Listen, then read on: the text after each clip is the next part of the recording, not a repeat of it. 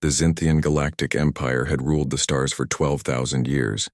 Their ships were massive and their weapons were legendary across 400 star systems. Every species they had ever met had surrendered within days of seeing their fleet. The Zynthians believed they were invincible, and nothing in the galaxy could challenge their power. When their scouts discovered humans expanding into the outer colonies, Emperor Vaxthor called an emergency council. The humans had spread to 15 star systems in just 200 years. They built stations and mined asteroids and claimed territory that the Zynthians considered their own. The Emperor decided that these newcomers needed to learn their place in the galactic order. The declaration of war arrived at Earth on a Tuesday morning. General Marcus Hayes was drinking coffee in the Strategic Command Center when the quantum transmission came through. He was a tall man with gray hair and sharp eyes that had seen 3 decades of military service. Around him stood his most trusted officers, including Admiral Catherine Brooks, who commanded the Space Fleet, and Colonel Daniel Price, who ran tactical operations, and Commander Lisa Grant, who handled communications. The holographic display showed the Zynthian fleet in all its glory.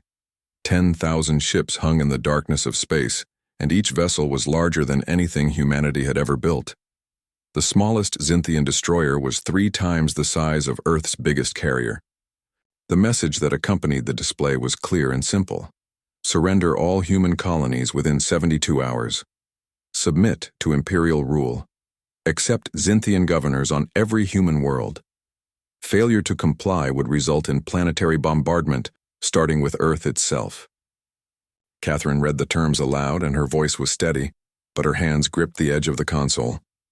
Daniel pulled up tactical data on the Zynthian weapon systems, and the numbers looked impossible. Lisa began calculating response times and evacuation protocols. Then Marcus started laughing. It began as a small chuckle but grew into a deep, genuine laugh that filled the command center. Every officer turned to stare at him. The junior staff looked confused and worried. Perhaps the general had finally cracked under the pressure of leading humanity's defense. Catherine spoke first. "Sir, are you all right?" Marcus wiped his eyes and grinned at his officers. "They have no idea what they just did." He turned to the main display and studied the Zynthian fleet formation. "They think they know us because they studied our history. They watched our wars and saw our conflicts and decided we were primitive and chaotic." Daniel frowned. "With respect, sir, they have 10,000 ships and we have maybe 300 combat-ready vessels. The math doesn't look good."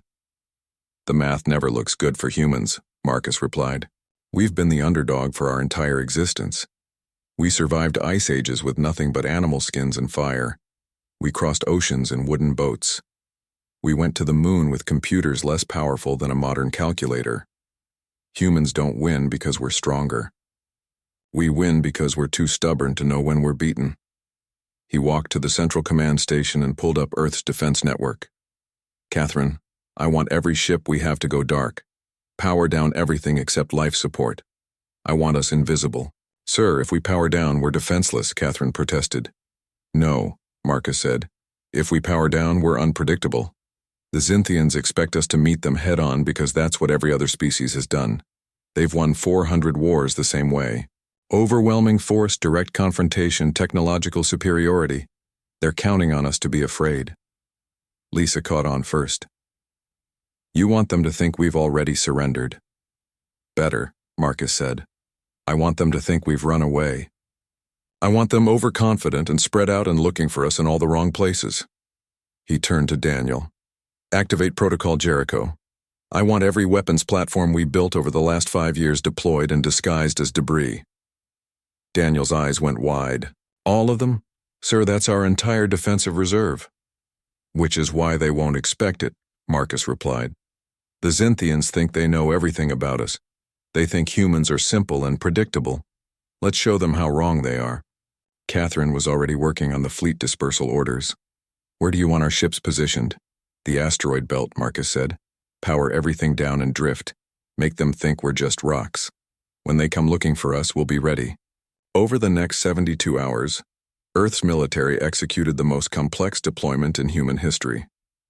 Every combat vessel powered down and drifted into the asteroid belt between Mars and Jupiter. Thousands of weapons platforms disguised as space junk were positioned throughout the solar system. Defensive satellites went silent. Even the big orbital stations around Earth shut down all but essential systems. To any observer, it looked like humanity had panicked and abandoned their positions. The Xinthian scouts reported back to Emperor Vaxthor that the humans had fled.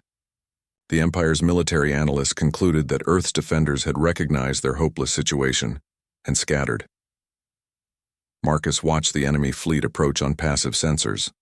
The Xinthians were coming in a standard Imperial formation with their biggest ships in the center and smaller vessels arranged in perfect geometric patterns. It was beautiful and intimidating and exactly what he had hoped for.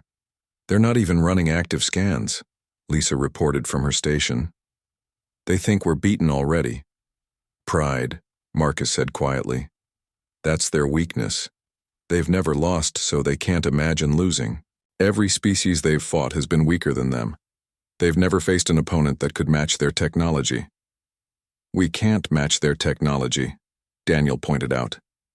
"Their shields alone are generations ahead of ours." Marcus smiled. "We can't match their technology, but we don't need to. We just need to be smarter and faster and more creative than they are. That's what humans do best." Catherine checked the deployment status. "All ships report ready. Weapons platforms are in position. We're as ready as we'll ever be." "Then we wait," Marcus said. "Let them come to us. Let them spread out looking for our colonies. Let them think they've already won." He looked at each of his officers in turn. The Xinthians studied our wars, but they learned the wrong lessons. They saw the destruction and the chaos, and they thought that made us weak. What they didn't understand is that all those wars made us the best fighters in the galaxy. We've spent 10,000 years learning how to beat opponents who think like us and adapt like us and innovate like us. He pulled up a tactical display showing the approaching fleet. The Xinthians have never fought anyone who could challenge them.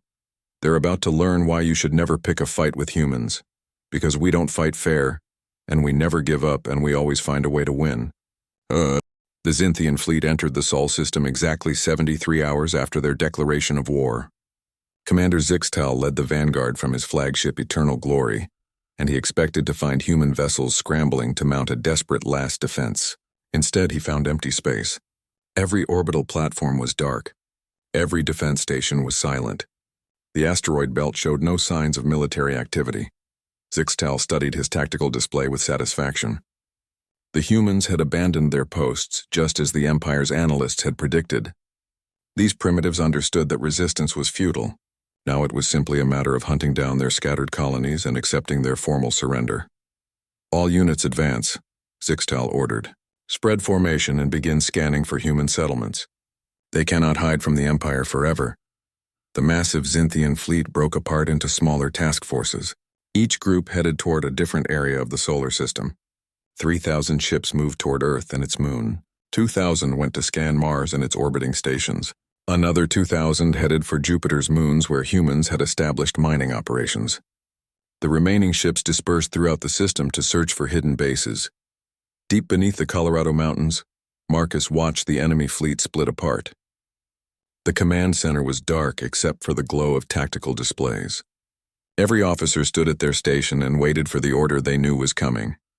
"They're taking the bait," Lisa said quietly. "Enemy forces are dispersing across the entire system." Marcus nodded. "How long until the lead elements reach the Mars perimeter?" Daniel checked his calculations. 18 minutes at current speed. "Good," Marcus said. "Catherine, status on our weapons platforms?" The Admiral pulled up a grid showing thousands of small dots scattered throughout the inner system. "All platforms report ready." "They're still reading as debris on Xinthian sensors. They have no idea we're here." Marcus allowed himself a small smile. The Xinthians had made their first critical mistake. They had divided their forces because they didn't believe humanity posed any real threat. The second mistake was about to become apparent. "Begin activation sequence," Marcus ordered. "Weapons hot in 15 minutes." Throughout the solar system, thousands of objects that had appeared to be floating space junk suddenly came alive. These weren't ships. They were pure weapons platforms that humanity had been building and positioning for the last 5 years. Each platform was basically a railgun with a basic guidance system, and Enough power for one massive shot. The Xinthians had spent their resources building impressive battle cruisers with energy shields and plasma cannons. Humans had spent their resources building thousands of cheap platforms that could throw chunks of metal at near light speed. It wasn't elegant, but it was effective. Sixtal was studying a readout of Earth's population centers when his tactical officer suddenly shouted a warning. "Commander, we're detecting massive power spikes throughout the system. Thousands of contacts just activated." "What?" Sixtal pulled up the sensor data. His screen filled with red dots. Those were all classified as debris. "How did we miss this?" He never got his answer. The first kinetic impactor hit his flagship at 40% of light speed. The Xinthian shields were designed to deflect energy weapons. They did absolutely nothing against a solid chunk of tungsten, traveling at relativistic velocity. The Eternal Glory simply ceased to exist along with its 3,000 crew members. All across the solar system, the same scene repeated itself. Xinthian ships detected the weapons platforms at almost the same instant the platforms fired. The Empire's vessels tried to activate shields and maneuver away. But kinetic weapons don't care about shields. Physics is physics. When something that heavy hits something else at that speed, the result is always catastrophic. Marcus watched the tactical display as red icons representing Xinthian ships began winking out. First wave impact successful. Estimate 30% of enemy vanguard destroyed or disabled. The Xinthians tried to respond, but they were already in chaos. Their command structure had been built around the assumption that they would always have tactical superiority. When the lead ships started exploding, the following vessels had no idea how to respond. Their training said to maintain formation and trust in their shields. But the shields weren't working and the formation was falling apart. Then the real attack began. Throughout the asteroid belt, 300 human warships powered up their reactors. They had been drifting cold and silent for 3 days, waiting for this moment. Now they came alive and their engines burned bright against the darkness of space. Captain Ryan Foster commanded the carrier Valkyrie. He had spent 72 hours drifting in the dark with his crew on minimal life support. Now he stood on his bridge and watched his screens light up with targeting data. "All squadrons launch," Ryan ordered. "Target their command ships first." The Valkyrie's launch bays opened and disgorged 200 fighter craft. Across the human fleet, thousands more fighters poured into space. But these weren't piloted by humans. Each fighter was controlled by an artificial intelligence that had been trained on every piece of Xinthian tactical data humanity had managed to steal over the years. The Xinthian Empire kept extensive records of all their military victories. They documented their tactics and strategies with pride. They never imagined that another species would hack into their databases and use that information against them. Human intelligence services had spent decades infiltrating Xinthian networks. Now that patience was paying off, the AI fighters didn't fly like living pilots. They pulled turns that would kill a biological being. They coordinated attacks with perfect timing. They predicted Xinthian defensive patterns because they had been trained on thousands of hours of Xinthian combat footage. When the Empire's fighters moved to intercept, the human drones were already adjusting their approach.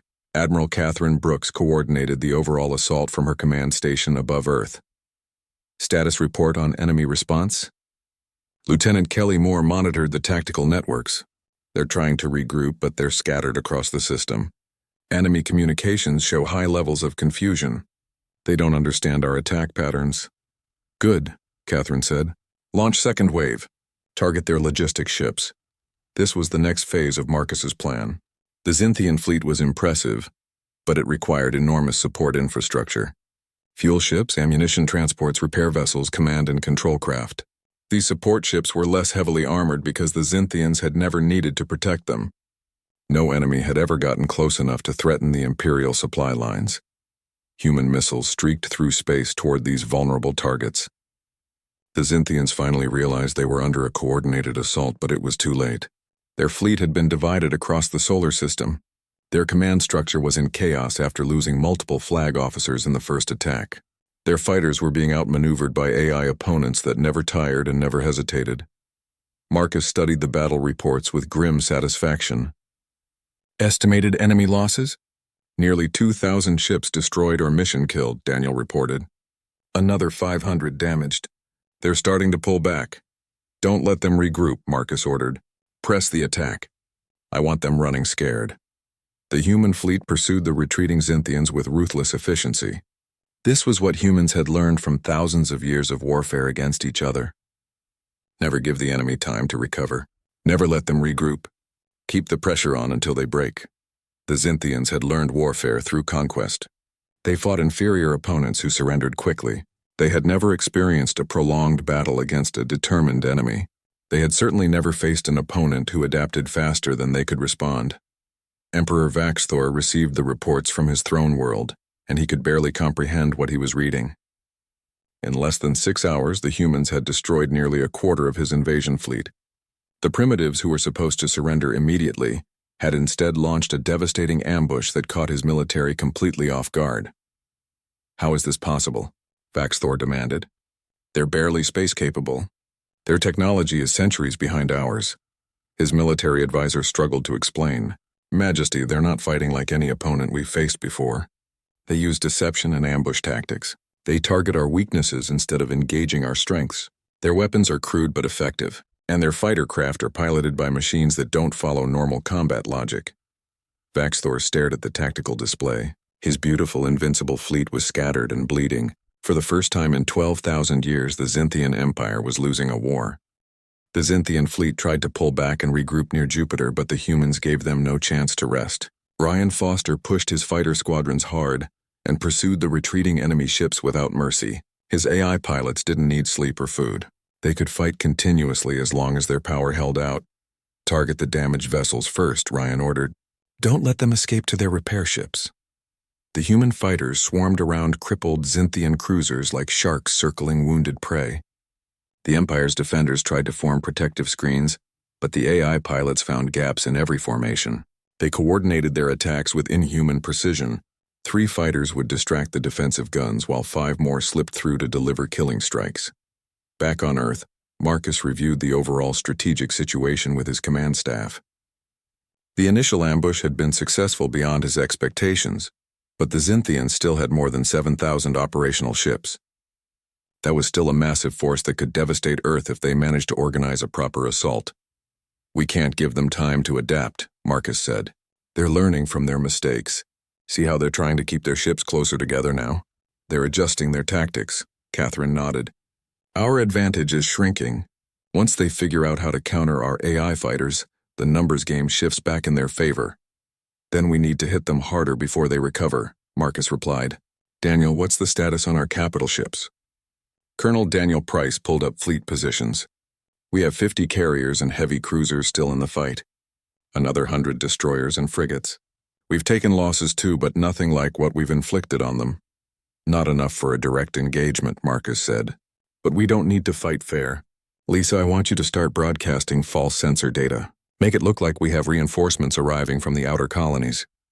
Commander Lisa Grant raised an eyebrow. You want to bluff them? I want to keep them off balance, Marcus corrected.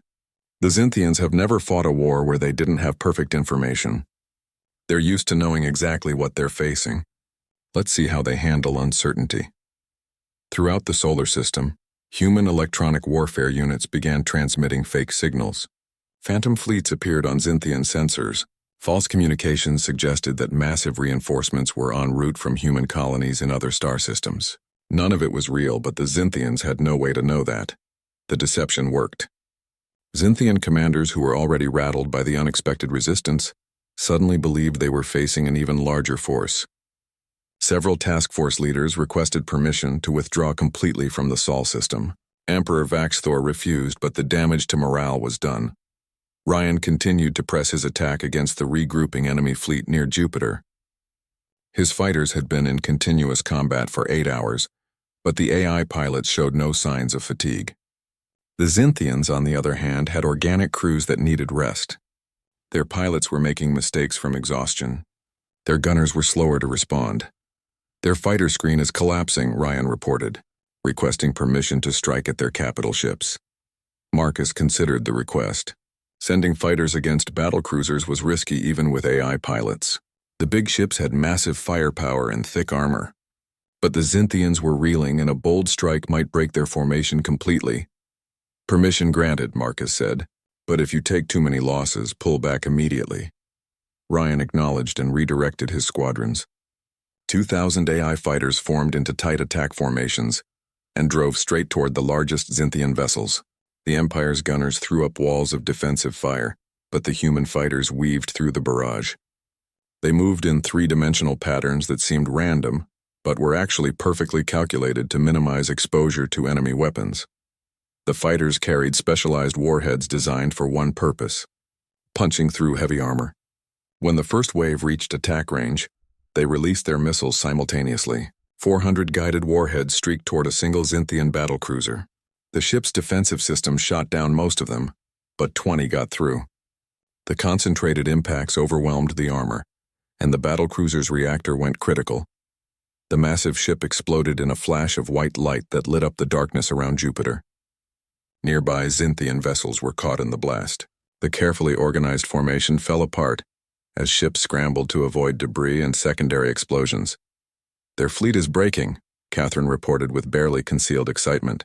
"Multiple enemy units are attempting to disengage." Marcus watched the tactical display and made a decision that would determine the course of the war. "Let them go. Don't pursue beyond Jupiter's orbit." Daniel looked surprised. "Sir, we have them on the run. If we keep pushing, we could destroy their entire fleet." "And lose half our forces doing it," Marcus replied. "They still outnumber us. If they turn and fight with nothing to lose, it becomes a war of attrition, and we can't win that. Better to let them retreat and think about what just happened." Catherine understood immediately. "You want them afraid. An enemy that's running is better than an enemy that's fighting for survival." "Exactly," Marcus said. "We've proven we can hurt them. Now we let them report back to their emperor and explain how they lost 3,000 ships to a primitive species. That fear will work for us better than any weapon." The Xinthian fleet withdrew toward the edge of the solar system. They moved slowly and kept their remaining ships in tight defensive formations. They expected the humans to harry them all the way out, but Marcus kept his forces back. He let the enemy go. Emperor Vaxthor received his commanders via holographic conference. The officers who had been so confident 3 days ago now looked shaken. Fleet Admiral Tirkhan delivered the casualty report, and the Emperor listened in growing disbelief. 3,200 vessels lost, Tirkhan said quietly. "Another 800 damaged beyond field repair. We've lost 30% of the invasion force, and we haven't even reached their homeworld." "How did this happen?" Vaxthor demanded. "You assured me this would be a simple conquest." "Majesty, the humans fight like nothing we've encountered before," Tirkhan explained. "They use ambush tactics and deception. They target our supply lines instead of engaging our main strength. Their fighter craft are unmanned and fearless, and their weapons, while primitive, are devastatingly effective against our shields." Another officer spoke up. "Majesty, we also have concerning intelligence reports. It appears the humans have multiple reserve fleets arriving from their outer colonies. We may be facing a force 3 times larger than we estimated." This was the false information that Lisa had been broadcasting. Vaxthor didn't know it was a deception. He only knew that his invasion force was bloodied and facing what appeared to be overwhelming enemy reinforcements.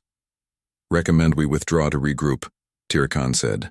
"We need to reassess our tactics and possibly request additional forces from the core worlds." Vaxthor wanted to refuse. The idea of the mighty Xinthian Empire retreating from a species they had considered primitive was humiliating. But he was also pragmatic. Losing the entire invasion fleet would be worse than a temporary withdrawal. "Pull back beyond the human solar system," Vaxthor ordered. "Establish a defensive perimeter and wait for reinforcements. We will return with sufficient force to crush these upstarts." Back on Earth, Marcus received confirmation that the Xinthian fleet was leaving. His officers cheered, but Marcus remained serious. They had won the first battle, but the war was far from over. The Xinthians would be back, and next time they would be prepared for human tactics. "Don't celebrate yet," Marcus told his team. "We surprised them once. We won't get that advantage again. They'll study what we did and adapt their tactics. Next time will be harder, so what do we do?" Catherine asked. Marcus smiled grimly. "We do what humans have always done. We innovate, we adapt, we find new ways to win, and we make sure that by the time they come back we're ready with something they won't expect." He pulled up a star chart showing the broader galaxy. "But first we need to send them a message they won't forget." While the Xinthian fleet regrouped at the edge of the solar system, Marcus put the next phase of his plan into motion. For 2 years before the war began, human intelligence agencies had been working on a project that most people in Earth's government didn't know about. Director Greg Palmer from Intelligence arrived at the command center to brief Marcus on the results. Project Damocles is ready, Greg said quietly. We have assets positioned around every major Xinthian world, including their homeworld. Marcus studied the classified report. 2 years ago, when humanity first detected the Xinthian Empire, he had authorized a covert operation. Human stealth ships had spent months mapping Xinthian space. They had identified key worlds and infrastructure, and they had quietly placed weapons where they could do the most damage. How many warheads? Marcus asked. 300 fusion devices around their homeworld alone, Greg replied. Another 500 distributed across their core colonies.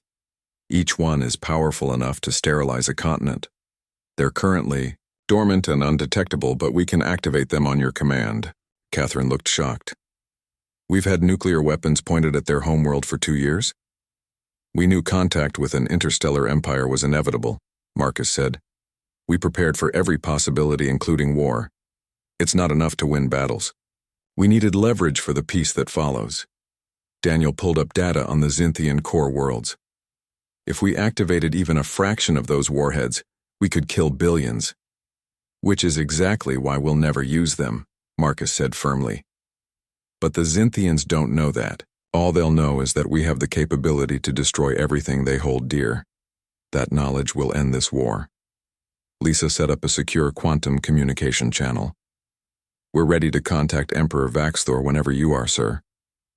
Marcus took a moment to compose himself. What he was about to do would change the course of galactic history. He was either going to end the war or escalate it into something far worse. Open the channel, Marcus ordered. Emperor Vaxthor appeared on the main display. He was in his throne room, surrounded by advisors. The Emperor's face showed anger and confusion. He had never experienced defeat before, and he clearly didn't know how to process it. General Hayes, Vaxthor said coldly, you have won a battle through deception and treachery. Do not mistake this for victory in the war. The Empire has thousands more ships. We will return and we will crush your pathetic civilization. Marcus kept his expression neutral. Your Majesty, I'm contacting you to offer terms for peace. You can accept them now, or you can wait until we've destroyed your entire military. The outcome will be the same either way. You dare threaten the Empire? Vaxthor's voice rose. We have ruled the galaxy for 12,000 years. Your species has barely left your homeworld. And yet here we are, Marcus replied calmly. Your fleet is retreating. Your casualties are mounting. And you're about to learn that humans don't bluff. He gestured to Lisa, who began transmitting data to the Xinthian command network. The information appeared on displays throughout the Imperial throne room. It showed the locations of every stealth weapons platform humanity had positioned around Xinthian worlds. It included satellite imagery proving the devices were real, and it demonstrated that with a single command code, Marcus could activate all of them simultaneously. Vaxthor stared at the data, and for the first time in his long life he felt genuine fear. You would commit genocide? You would murder billions of civilians? We would do whatever is necessary to ensure our survival, Marcus said.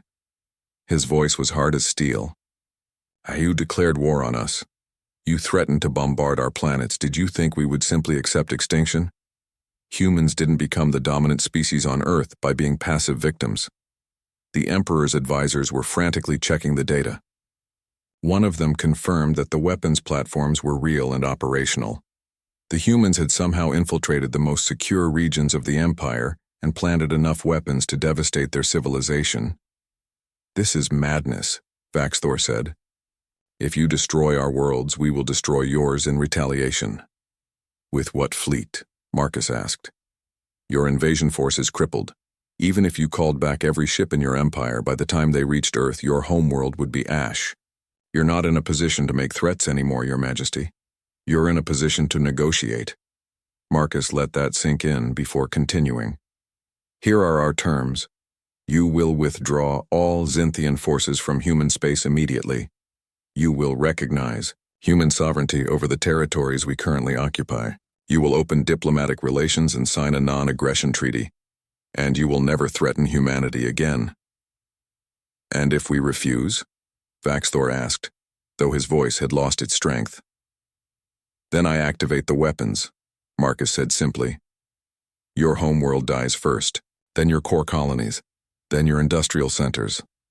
I'll keep going until either you surrender or there's nothing left of your empire. You picked this fight. Don't be surprised that we're willing to finish it. The throne room was silent. Every Xinthian in the chamber understood they were staring into the abyss. This primitive species had somehow gained the ability to destroy them. And the human general's eyes showed he was absolutely serious about using that power if necessary. You're asking us to surrender, Vaxthor said quietly. I'm offering you survival, Marcus corrected. Your empire can continue to exist. Your people can live in peace. All you have to do is leave us alone. That's not surrender. That's common sense. Greg Palmer watched the negotiation and marveled at Marcus's nerve. The general was bluffing. Earth's government would never authorize the mass murder of billions. But Vaxthor didn't know that. All the Emperor knew was that humans had already proven they could strike anywhere and defeat supposedly superior forces. How do we know you'll remove the weapons if we agree? Vaxthor asked. You don't, Marcus said bluntly. You'll have to trust us, the same way we have to trust that you'll honor the peace treaty. That's how diplomacy works. Both sides have to believe the other has more to gain from peace than war. He leaned forward. But let me make one thing perfectly clear. Those weapons stay in place until we're satisfied that your empire poses no threat to humanity. Maybe in 100 years, when we've had peaceful relations for generations, we'll remove them. Maybe not. That depends entirely on whether you keep your word. Ryan Foster listened to the conversation from his carrier, and he understood what Marcus was doing. The general was establishing deterrence. He was making sure the Xinthians would never again see humans as easy prey. Fear was a powerful motivator, and right now, the mighty empire was afraid. Catherine pulled Marcus aside for a private channel. Are we really going to leave those weapons in place indefinitely? We're going to leave them in place until I'm convinced we don't need them anymore, Marcus replied. The Xinthians spent 12,000 years as the dominant power. They need to learn that humanity is not going to be conquered or intimidated. If that takes a century of deterrence, so be it. Back on the main channel, Vaxthor was consulting with his advisors. Marcus gave them time to discuss. He knew the Emperor's options were limited. The Xinthian military was in disarray.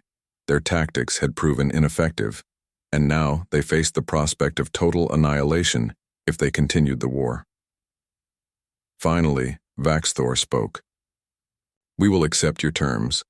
But know this, General Hayes, the Empire will not forget this humiliation. Perhaps not in this generation or the next, but eventually, we will find a way to reclaim our honor. Perhaps, Marcus acknowledged. Or perhaps you'll realize that honor doesn't come from conquest. Maybe you'll learn that being feared is not the same as being respected. That's a lesson humans learned the hard way over thousands of years of history. He signaled to Lisa to prepare the formal treaty documents. You have 48 hours to withdraw your forces from our space. Once that's complete, we'll begin formal peace negotiations. Any Xinthian ship that remains in human territory after the deadline will be destroyed without warning. Is that understood? It is understood, Vaxthor said bitterly. The channel closed. Marcus sat back in his chair and let out a long breath. Around him, the command center erupted in celebration. They had done it. They had defeated the mighty Xinthian Empire without destroying Earth or resorting to genocide. But Marcus didn't celebrate. He knew this was only the beginning. The galaxy had just learned that humanity was a power to be reckoned with. That knowledge would bring new challenges and new threats. The Xinthians wouldn't be the last empire to test human resolve. Get me President Helen Carter, Marcus said. She needs to know what we just agreed to. And then we need to start planning for what comes next. The Xinthian fleet withdrew from the Sol system within 24 hours. Their ships moved slowly and maintained defensive formations as if expecting a final attack. But Marcus kept his forces back. He had made his point. There was no need for more bloodshed. President Helen Carter arrived at the Strategic Command Center 2 days after the treaty was signed. She was a pragmatic woman who had led Earth through first contact with alien civilizations. Now she needed to understand exactly what Marcus had committed humanity to. You put nuclear weapons on their homeworld without authorization, Helen said. It wasn't quite an accusation, but it wasn't approval either. I did what was necessary to protect Earth, Marcus replied. When we first detected the Xinthian Empire, I ran simulations. Every scenario where we fought a conventional war ended with Earth being destroyed. We needed an ace up our sleeve. An ace that could be seen as an act of war in itself, Helen pointed out. If they had discovered those weapons before the fighting started, they might have attacked us preemptively. That was a calculated risk, Marcus admitted. But it paid off. We're at peace now. Earth is safe, and the galaxy knows that humanity cannot be pushed around. Helen studied the treaty documents. The terms were surprisingly favorable. The Xinthians had agreed to recognize human sovereignty over 15 star systems. They had opened trade negotiations. They had even agreed to share some technological information. All of this in exchange for humanity not destroying their civilization. What happens when the other species in the galaxy learn about this? Helen asked. We've just announced that humans are willing to hold entire worlds hostage. We've announced that humans will do whatever it takes to survive, Marcus corrected. Every species in the galaxy needs to understand that attacking us comes with unacceptable costs. That's not evil. That's deterrence. Over the following weeks, news of humanity's victory spread throughout the galaxy. The Xinthian Empire had always maintained tight control over information, but they couldn't hide the loss of 3,000 ships. Rumors began circulating among the subject species that the Empire had conquered centuries ago. Catherine Brooks led a diplomatic mission to 3 worlds that had been under Xinthian control. The locals were cautious at first. They had lived under imperial rule for so long that the idea of independence seemed impossible. But Catherine offered them something the Xinthians never had. We're not here to conquer you, Catherine told the leaders of the Corvin people. We're here to offer alliance. Equal partnership. You give us access to your trade routes and we'll help protect you from the Empire. No tribute, no governors, just mutual cooperation. The Corvin leader, a being named Sixdal, looked skeptical. Why would you do this? What do you gain? Allies, Catherine said simply. Humanity learned a long time ago that we're stronger together than apart. We build coalitions instead of empires. We share power instead of hoarding it. And we've found that this approach works better in the long run. It took time, but eventually, Sixdal agreed to a trial alliance. Within months, 3 more species followed. They had all chafed under Xinthian rule, and they saw humanity as a potential liberator.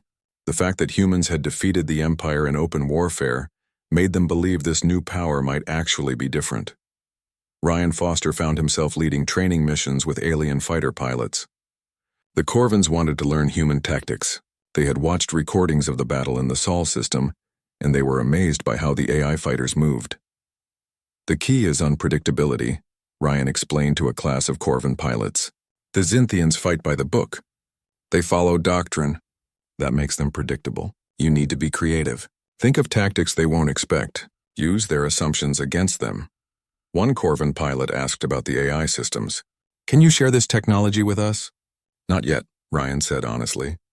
That's military technology that gives us a strategic advantage. But we can teach you the principles behind our tactics. We can show you how to think like human pilots. That knowledge is almost as valuable as the technology itself. Back on Earth, Marcus was dealing with a different challenge. The victory over the Xinthians had made him a hero, but it had also made him a target. Some human factions wanted to use their new military advantage more aggressively. They argued that humanity should fill the power vacuum the Xinthians had left. We could control half the galaxy, Senator Kyle Murphy argued during a closed-door meeting. The Xinthians are weak. Their subject species are ready to rebel. This is our chance to build a real empire. No, Marcus said flatly. We didn't fight this war to become the next Xinthians. We fought to protect our freedom. Building an empire would betray everything we stand for. But someone will fill that vacuum, Murphy pressed. If not us, then another species. Maybe one worse than the Xinthians. Then we'll deal with that threat when it comes, Marcus replied. But we're not going to become conquerors just because we're afraid of what might happen. That's how empires start, and we've seen how they end. President Helen supported Marcus's position. She gave a speech to the Global Assembly laying out humanity's new approach to galactic politics. It was broadcast across human space and to every species that had communication systems. Humanity will not seek dominion over other species, Helen declared. We will offer partnership to those who want it. We will defend ourselves and our allies against aggression. But we will not impose our will on others. We believe that free people working together are stronger than any empire. It was a radical idea by galactic standards.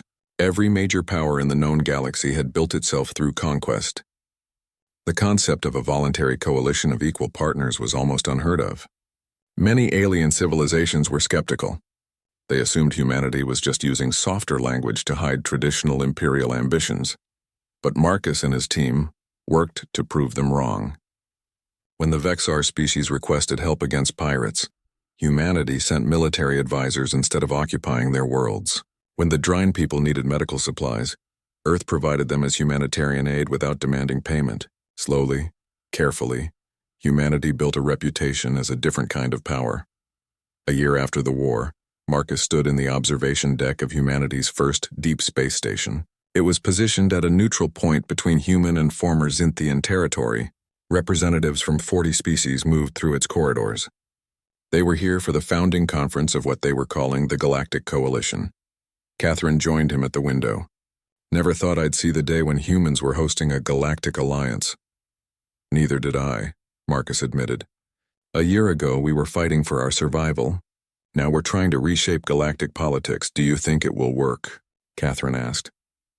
Marcus watched an alien diplomat walk past, deep in conversation with a human ambassador. It has to work. The alternative is what we've always had. Empires rising and falling, endless cycles of conquest and rebellion. Humanity has a chance to show there's a better way. What if we fail? Catherine asked quietly. What if we can't maintain this coalition? What if another empire rises that's even stronger than the Xinthians? Then we'll do what humans have always done, Marcus said. We'll adapt. We'll innovate. We'll find a way to survive. He smiled. That's our real advantage. Not our weapons or our tactics. It's our refusal to give up. It's our ability to keep trying even when the odds are against us. Far across the galaxy, Emperor Vaxthor watched the same broadcasts showing humanity's growing coalition. His advisors still debated how they had lost so decisively. They analyzed the battles and studied human tactics. But Vaxthor understood something his military strategists didn't. The Xinthians had lost because they had forgotten what real warfare looked like. They had conquered so many inferior species that they had become complacent. They had assumed their technology and numbers made them invincible. They had never faced an opponent that could match their innovation. Humans were different. They had spent their entire history fighting enemies who were just as smart and adaptable as they were. They had learned hard lessons about warfare, diplomacy, and survival. When the Xinthians declared war, they had challenged a species that had been preparing for that challenge since before they left their homeworld. Vaxthor had learned a valuable lesson. Military power alone wasn't enough. Technology alone wasn't enough. True strength came from adaptability, creativity, and the will to do whatever was necessary to survive. The humans had all of those qualities in abundance. The Emperor made a decision that would have shocked his advisors. He sent a private message to Marcus Hayes through back channels. It was brief and encrypted. You were right, General. Honor doesn't come from conquest. The Empire will honor our treaty. Perhaps in time, when old wounds have healed, the Xinthians and humans can be more than just former enemies. Marcus received the message and showed it to Catherine. He's learning. That's more than I expected. Do you trust him? Catherine asked. No, Marcus said honestly, but I respect that he's trying. That's a start. The founding conference of the Galactic Coalition concluded with 40 species signing the charter. It wasn't a perfect document. There were compromises and disagreements. But it represented something new in galactic history, a voluntary alliance of free peoples working together for mutual benefit instead of being held together by